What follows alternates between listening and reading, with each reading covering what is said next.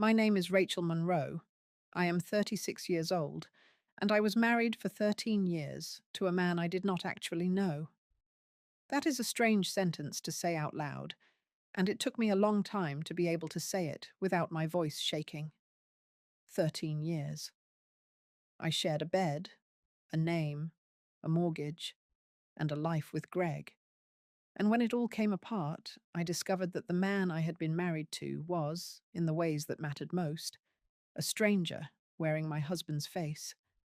He had a whole life I knew nothing about, and part of that life was a bank account with more money in it than I had ever imagined.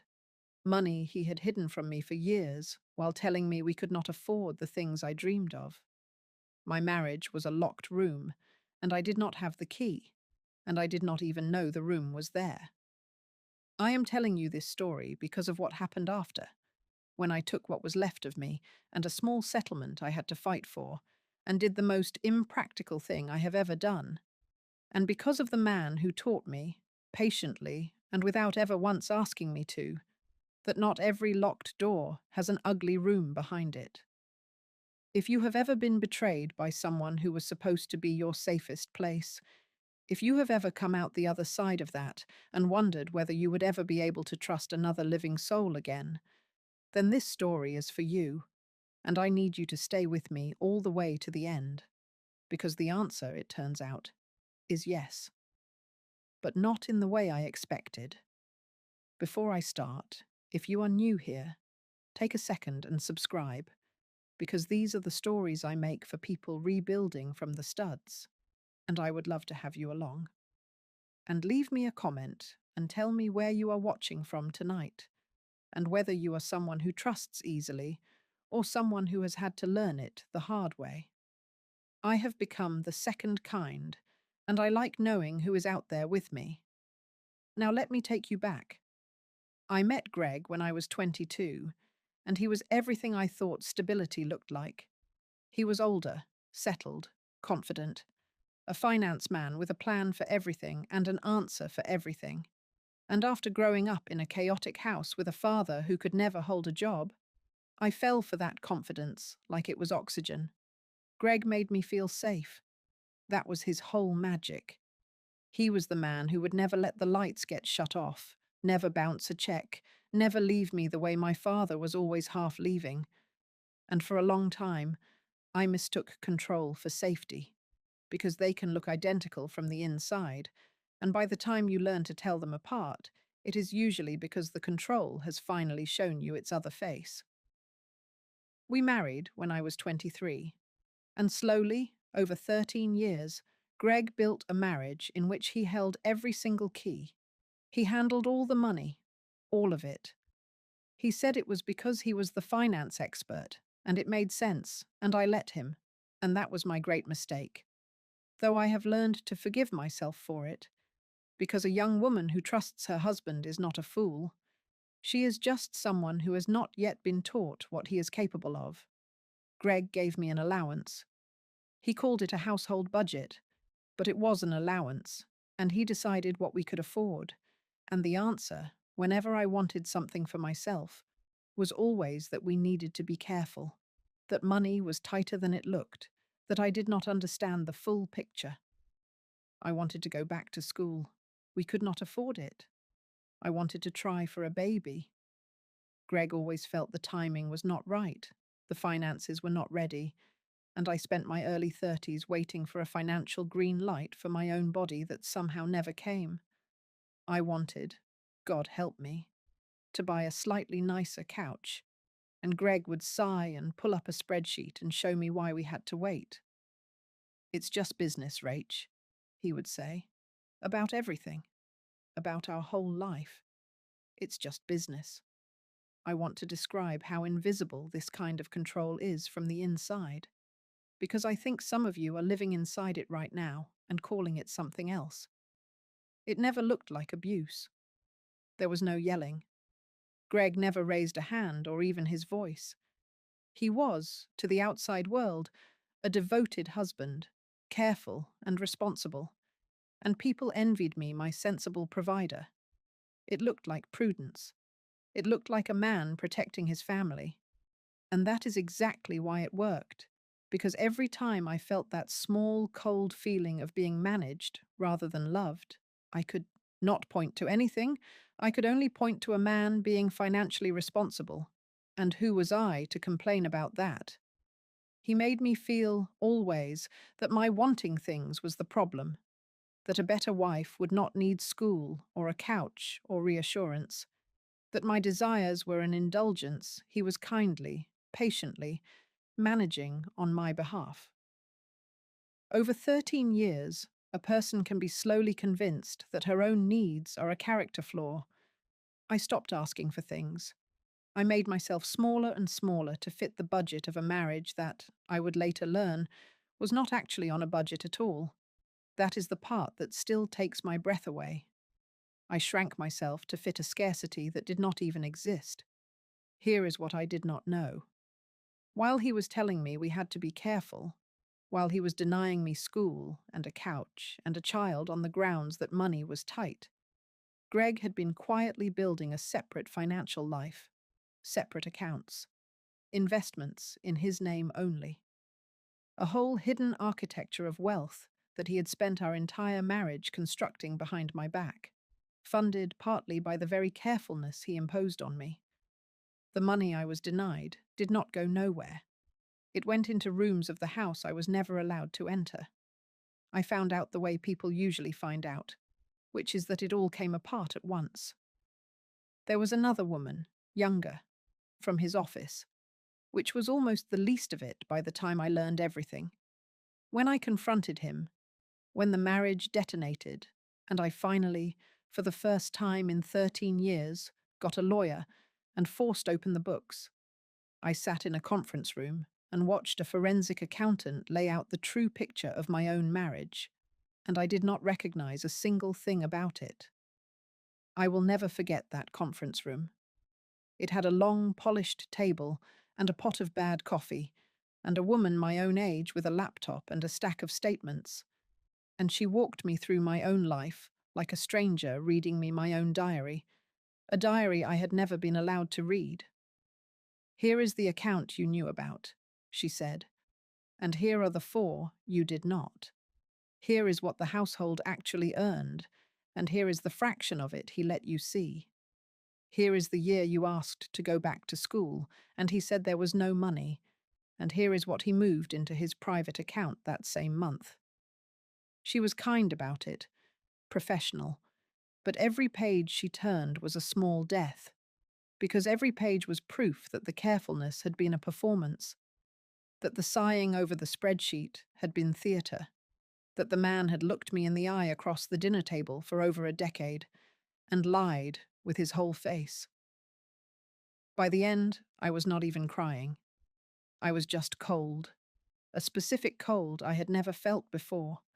The cold of realizing that the person you trusted most in the world had been running a con on you the entire time, and that you had been the mark in your own marriage. The tight budget was a fiction. The careful years were a fiction. I had been living, the accountant explained gently, in a deliberately constructed illusion of scarcity, while my husband quietly grew rich in the next room. The betrayal of the other woman hurt, but it healed in time. The betrayal that did not heal, the one that rewired me, was the money. Because the money meant that it was not one bad decision or one weak moment. It meant that every single day, for 13 years, my husband had woken up and chosen, on purpose, with a spreadsheet, to deceive me. The affair was a wound. The money was a verdict on the entire marriage. If you have ever discovered that someone you trusted had been lying to you not once, but as a way of life, tell me about it in the comments. I have learned there are a great many of us, and it helps to know the room is full. And if this is landing on you tonight, share it with someone who is sitting in the rubble of a trust they thought was solid ground. I got a settlement. I want to be honest, it was less than fair, because a man who hides money for 13 years is good at hiding money, and even a good lawyer can only claw back what she can find. but it was enough to start over if I was careful. And I was so tired of being careful in Greg's sense of the word that I decided to be reckless in the only direction that had ever called to me. I bought a ruin. Let me explain. When I was a girl, the one steady, safe place in my chaotic childhood was my grandmother June's inn, the Larkspur Inn on Cedar Lake, a rambling old place with a wraparound porch and 11 guest rooms and a dock that ran out into the clearest water in the county. I spent every summer of my childhood there, and my grandmother, who ran it alone after my grandfather died, taught me everything she knew, which was mostly about people and about houses. She had sold the inn when she got too old to run it, years before she died, and it had passed through a couple of owners and slowly fallen apart. And when my marriage ended, and I was looking for a reason to keep breathing, I looked it up online on a whim and found it for sale, cheap, because it was a wreck, half the roof gone, the pipes shot, the whole thing sliding gently back into the earth. And I took almost every dollar of my settlement, and I bought my grandmother's inn back, and everyone I knew told me I had lost my mind. I want you to understand what that inn was to me, because it was not really a business decision. It was a rescue, and I am not sure who was rescuing whom. Those summers at the Larkspur were the only time in my childhood that I felt safe. My parents' house was all shouting and slammed doors, and a father who came and went. And every June my mother would put me on a bus to my grandmother's, and the moment I stepped onto that porch and smelled the lake and the old wood and whatever June was baking, my shoulders would come down from around my ears for the first time all year. My grandmother was the steadiest person I have ever known. She ran that inn alone into her 70s, cooked for strangers, remembered everyone's story, made every guest feel like the most important person to ever walk through her door. She taught me to make a bed with hospital corners and to read people at the front desk and to never, ever let a guest feel like a transaction. When she had to sell it, I think a part of both of us died a little. So when I found it rotting and for sale at the lowest point of my life, buying it was not madness. It was the only sane thing in a life that had gone insane. I was going home to the one place that had ever felt safe, and I was going to bring it back to life. And maybe, if I was lucky, it would bring me back to life too. Maybe I had. But my grandmother June had a saying that came back to me the day I signed the papers. When I was small and would get scared during storms or scared about my parents fighting, she used to sit me down and say, "A house tells you the truth if you are willing to open up the walls, Rachel. It cannot lie to you the way people can. You open it up, you look at the bones, and it shows you exactly what it is, the rot and the strength, both. People are the same, if you are brave enough to open them up and look." I did not know, buying that wreck, that I was about to learn the second half of what she meant. I moved into the one room with a working roof, and I started, quite literally, opening up the walls. And that is how I met Eli Barrett. I needed a contractor, obviously, because I could barely change a light bulb, and the woman at the hardware store in town gave me a name. Eli Barrett. He came out to look at the inn on a grey morning, and I want to tell you my first impression, because it was not swooning, it was suspicion. I had just come out of 13 years with a man who was charming on the surface and rotten underneath, and I had promised myself I would never again be fooled by a nice exterior. And so I met every friendly thing about Eli Barrett with a wall of my own. He walked the inn with me, and he was quiet and thorough. And when he was done, he did something no contractor in the history of the world has ever done to a desperate woman with a wreck. He told me the truth in a way that cost him money. He said, "I can fix all of this, but you do not need me to do all of it. And if I did all of it, it would cost you 3 times what you have." He sat down on my grandmother's rotting porch steps and he walked me through it, honestly, which parts were structural and truly needed doing, and which parts I could learn to do myself to save money, and which parts did not need doing at all, and were just the kind of thing a contractor pads a bill with. He talked me out of spending money. I sat there watching a man argue himself out of his own paycheck, and I did not trust it for a second, because in my experience, nobody did anything without an angle, and I spent the first 2 months of that renovation waiting for Eli Barrett to show me his real face, the one behind the honest one. The way Greg's real face had finally appeared behind his. I actually accused him of it once, early on. I am not proud of it, but I promised you the truth. And the truth is that I was so certain the honesty was a trick that I confronted him about it. I asked him, flat out, what his angle was. I said something like, "Nobody talks a client out of money. So what is this really? What are you setting up?" And a lot of men would have been insulted, would have gotten defensive, would have made me feel crazy for asking, which is its own kind of red flag. Eli just set down his coffee and thought about it for a second, and then he said, "I think somebody hurt you pretty badly with money, and I think you are asking me to prove I am not them, and I do not think I can prove it with words. So I am just going to keep showing up and doing what I said I would do, and one of these days you are going to notice that the angle never came. Take your time." And then he picked his coffee back up and went back to work, and I stood there feeling something crack, just slightly, in the wall I had built, because he had seen the whole thing, seen Greg in me without knowing Greg's name, and instead of being wounded by my suspicion, he had simply made room for it. That was the first board that came loose. There would be many more. The real face never came. That is the whole story, really. I kept waiting for the betrayal, and it kept not arriving. Let me give you some of the small things, because it was the small things that eventually wore my suspicion down. There was the time he found a box of my grandmother's old things in the attic, letters and photographs, and instead of tossing them in the dumpster with the rest of the debris the way any contractor would, he set them carefully aside and brought them down to me and said he thought I would want to look through these before he cleared the space.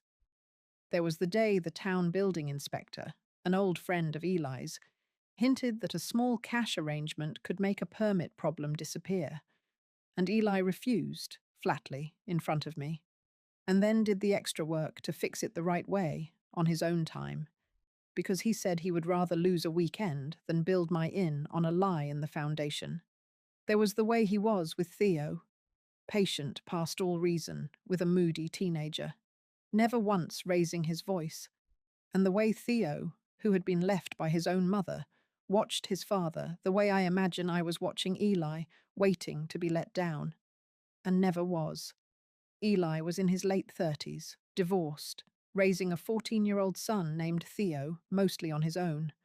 His ex-wife had left them both, years before, moved across the country, and Eli had simply, quietly, become the whole world for that boy without any bitterness that I could ever detect, which I found almost suspicious in itself, because how does a person get left and not go sour? I know how sour looks. I was becoming sour myself. But Eli had been left and had somehow stayed sweet, and it was the most confusing thing about him, and the most attractive, though I would not have admitted the second part for a long time. The renovation took the better part of a year, and a year is a long time to watch someone. And I watched Eli Barrett the way a burned person watches fire, close and wary, and unable to look away. And here is what I saw. I saw a man who did what he said he would do, every time, without exception. I saw a man who, when he made a mistake on the job, told me immediately and fixed it on his own dime, when he easily could have hidden it inside a wall where I would never have found it until it was too late. I saw a man who brought his boy Theo along on weekends, and who talked to that kid with a gentleness and respect that made my throat tight, because I had wanted a child so badly and been denied. And here was a man who understood that a child was a person and not a project. I saw, slowly, week by week, a man whose inside matched his outside, and I did not know what to do with it, because I had built my entire post-divorce self on the belief that the inside never matches the outside, that everyone has a hidden account, that trust is just the delay before the betrayal. I want to pause here, because I know some of you are exactly where I was, so scarred by one liar that you have started treating honesty itself as a trick you have not figured out yet. If that is you, subscribe and stay with me, because I need to tell you how I finally learned the difference and share this with someone who has forgotten that good people are real. Here is the moment it turned. It came, of course, over money. Everything in my life seemed to come down to money now, because money was where I had been wounded, and God has a sense of humor about healing us where we are broken. The inn was nearly finished, and I was nearly out of money, cutting it closer than I let anyone see, when we opened up the last wall, the big wall in what would be the dining room, and we found a problem, a serious one. The main beam behind that wall was rotted through, a structural failure, the kind of thing that could bring down a whole section of the building, and it was going to cost thousands. I did not have to fix it. I stood in that half-gutted dining room, and I felt the whole dream sliding back into the lake, and I did the thing I had trained myself never to do in front of anyone anymore. I cried. And here is the thing you have to understand about that moment, why it mattered so much. In that instant, I was completely at Eli's mercy, financially, and I knew it, and he knew it. This is the exact situation Greg had engineered our entire marriage to keep me in, needing something, unable to afford it, dependent on a man who controlled the money. Every alarm bell I owned was going off. I braced for it. I waited for Eli to become, in that moment of my maximum vulnerability, the man every man in my life had turned out to be. I waited for the gentle explanation of why this would cost me more, for the leverage, for the small cruelty dressed up as reason. My whole body was clenched for the blow, and Eli Barrett did not do what Greg would have done, which was to use my crisis as leverage to explain gently why this meant I owed him more. He did the opposite. He looked at that rotted beam, and he looked at me, and he said, "I have got some material left over from a bigger job, and it is just sitting in my shop, taking up space, and my nephew owes me a weekend of labor for a truck I lent him. Let me take care of the beam. Do not worry about the cost." And when I protested, when I said I could not possibly let him, that it was thousands of dollars, that I did not understand why he would do that, Eli said the thing that finally, after 2 years of waiting for his real face, made me understand that the honest face was the real one. He said, "Rachel, I have watched you flinch every single time money comes up for a year now. Somebody taught you that money is the thing people use to control you and to hurt you. I would just like you to see one time that it can also be the thing a person uses to help you and expects nothing back. That is all." He fixed the beam. He would not take a dime. And he never once mentioned it again, never held it over me, never turned it into a debt. And slowly, standing in that rebuilt dining room, I understood that I had spent 2 years waiting for a betrayal from a man who was simply, genuinely, all the way down, good. Do you see the difference? It is the whole thing. Greg used money to build a hidden room I was not allowed into. Eli used money to open a door for me and asked for nothing on the other side. Greg's honesty was the mask, and his real self was the locked account. Eli's honesty went all the way to the bones. My grandmother had been right. A house tells you the truth if you open up the walls. So does a person. I had opened Greg up finally, after 13 years, and found rot behind the plaster. I had spent 2 years terrified of opening Eli up and finding the same thing. And when I finally worked up the courage to look behind his walls, there was no hidden room at all. There was just a good man, load-bearing all the way through. I want to talk to you directly for a moment, because I know this is the hardest part for anyone who has been where I was.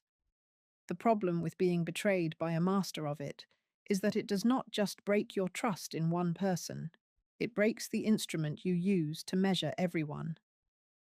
For 2 years, I could not tell the difference between a red flag and a normal human being, because Greg had recalibrated my whole sense of danger. Kindness looked like manipulation. Generosity looked like a setup. Honesty looked like the most sophisticated lie of all. That is what makes it so cruel and so hard to recover from. The liar does not just hurt you. He sabotages your ability to ever be safe again, because he teaches you to attack the very people who would treat you well. If you are watching this, and you recognize that in yourself, if you have been pushing away good people because a bad one taught you that good is a trap, please hear me. That is not caution. That is the liar still running your life from a distance, still calling the shots long after he is gone. The way you finally win is not by keeping everyone out. It is by slowly, carefully, learning to read the walls again and letting the right person in. If this is reaching you tonight, subscribe and share it with someone whose measuring instrument got broken by a liar. They need to know it can be fixed. I did not fall into his arms that day either. Trust that has been broken that badly does not come back in a single afternoon, and I want to be honest with you about that, because the movies lie, and I will not.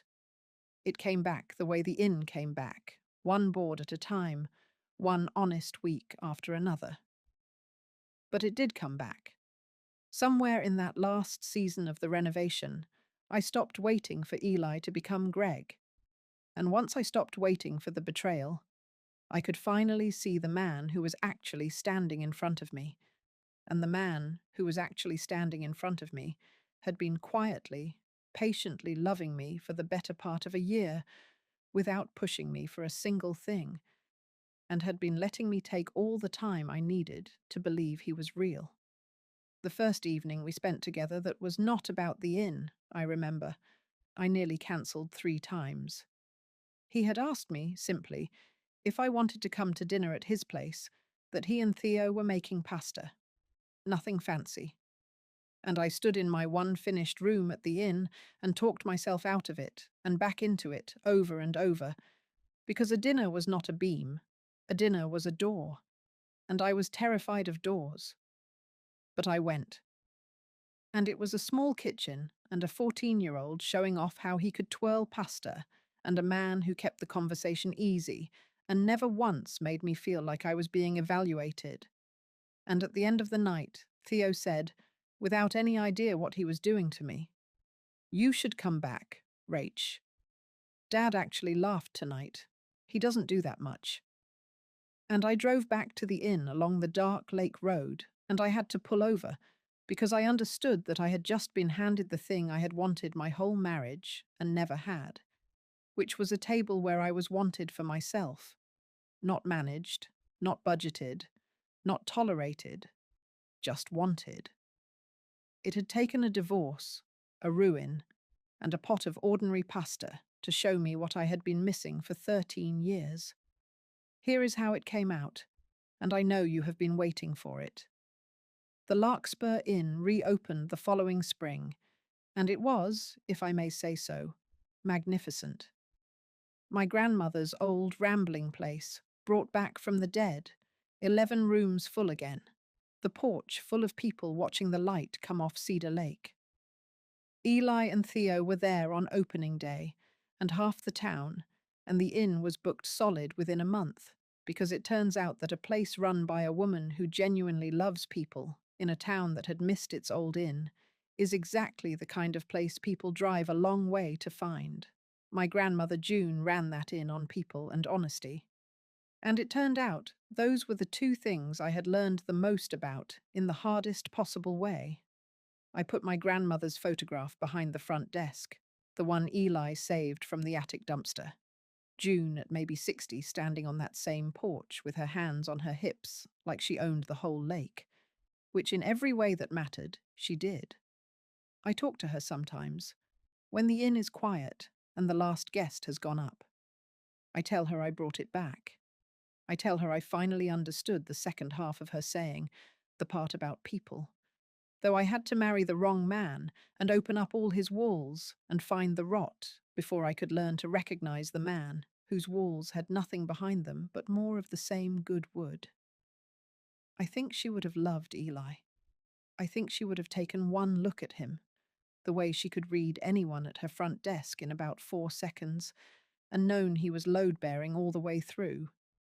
I think she would have liked that the inn is full of honest noise again, kids and dogs and strangers becoming friends on the porch, the way it was when I was a frightened girl who only felt safe within these walls.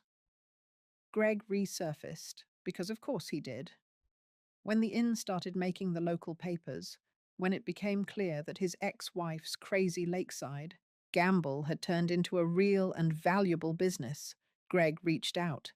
An email, breezy, as if none of it had happened, saying he was so proud of me, that he had always known I had it in me, and that he had some experience with hospitality investments and would love to talk about helping me grow the business, maybe take a small stake, keep it in the family.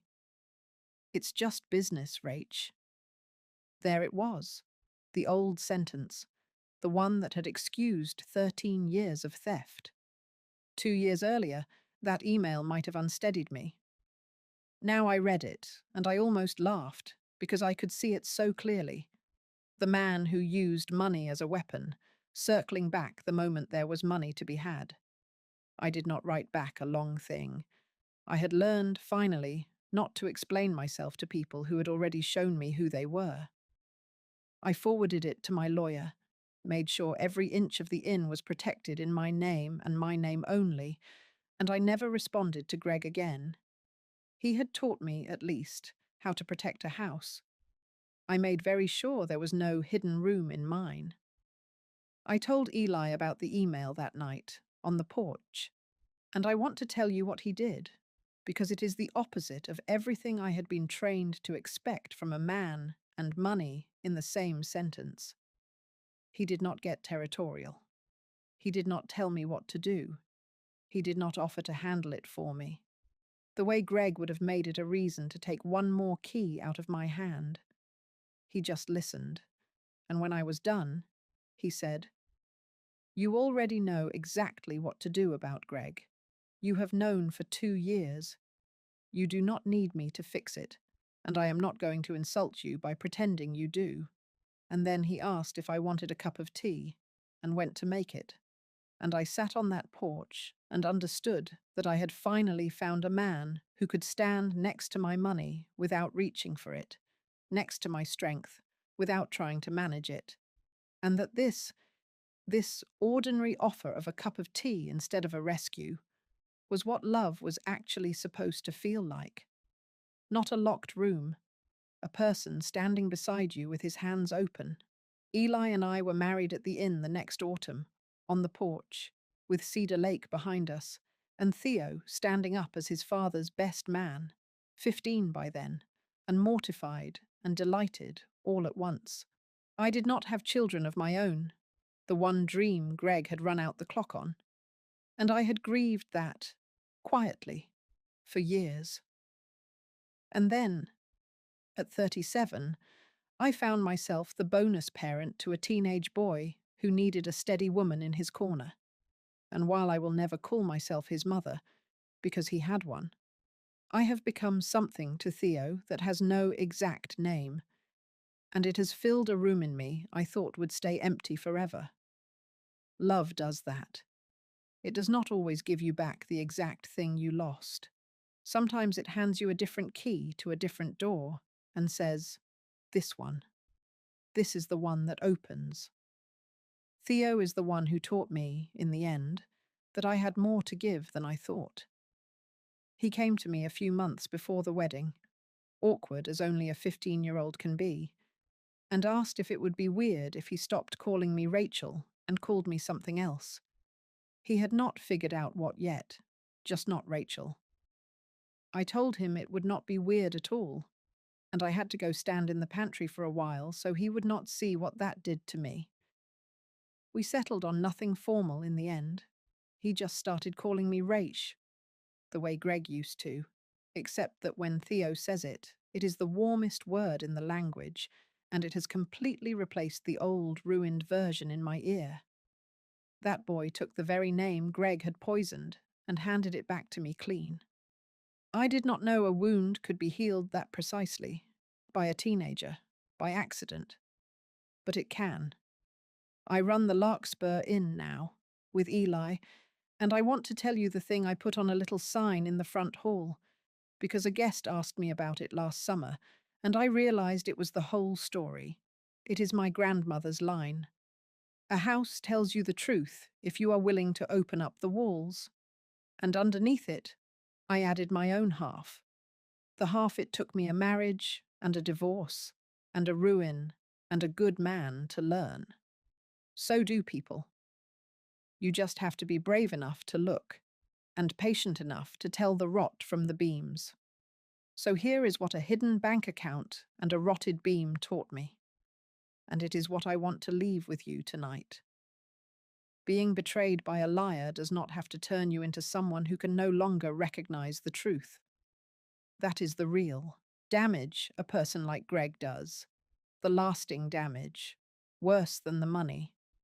They can convince you that everyone is hiding something, that trust is just naivety that has not been punished yet, and they can trap you in a cold, guarded, lonely little life built entirely around never being fooled again. Do not let them. Not everyone has a hidden room. Some people are honest, all the way to the bones, load-bearing, exactly what they appear to be. Open up the walls carefully. Take all the time you need. Learn to tell the rot from the beams. But do not board yourself up forever. The goal was never to stop being fooled. The goal is to find the person who was telling you the truth the whole time, and to be brave enough, finally, to believe them. And I want to say one more thing, especially to those of you who got out of something like my marriage and are sitting in the guarded, careful, lonely life on the other side of it, proud that no one can hurt you anymore. I know that fortress feels like safety. I lived in it for 2 years. But a fortress and a tomb are built from the same stone, and the only difference is whether you ever let anyone through the door. The bravest thing I ever did was not leaving Greg. Leaving a liar is just survival. The bravest thing I ever did was standing in a rebuilt dining room and letting myself believe that the honest man in front of me was honest, letting the walls I had built come down one board at a time, deciding to risk being fooled again for the chance of being truly loved. It was terrifying. It was the best decision of my life. Do not spend the years you have left guarding a door that no good person is even trying to break down. Open it, carefully, slowly, on your own terms. But open it. That is my story. A husband who hid a fortune behind the plaster, a grandmother's ruined inn, a rotted beam, and a good man who used money to open a door instead of to build a locked room. If someone came to mind while you listened, tell me about them in the comments. Share this with a person who has forgotten that honest people are real. Hit subscribe and stay with me, because there are more of these to come, and I am so grateful you are here. I will see you in the next one.